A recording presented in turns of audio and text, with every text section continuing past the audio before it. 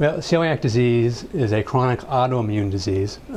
It's in the same family of diseases as rheumatoid arthritis or type 1 diabetes. In celiac disease, our immune systems don't work quite right, and in a sense, they kind of get tricked. A normal immune system should protect our body against germs like viruses and bacteria. But in celiac disease, it gets tricked into thinking that cells in our own body are bad, and so our immune systems attack it just like it would an infection. In celiac disease, the thing that triggers that is something called gluten, and so folks with celiac disease are often treated with a gluten-free diet.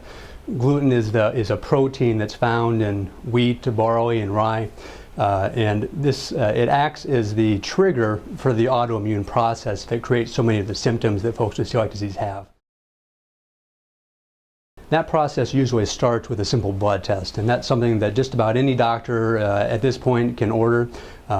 And folks that have celiac disease typically have elevated levels of certain antibodies in their blood, and antibodies just play an integral role in our immune systems. And so once that blood test has been done and is positive, most folks then really should be referred on to a gastroenterologist so that they can have an endoscopy, which evaluates their small intestine for signs of disease, and that's really kind of still the gold standard as far as diagnosing celiac disease.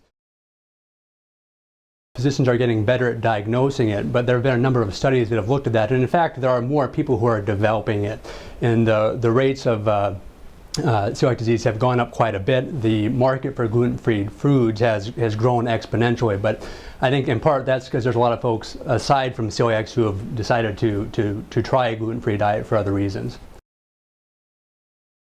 One of the most exciting things that's happening right now in celiac disease is that there are a number of medications that are being investigated in clinical trials through the FDA.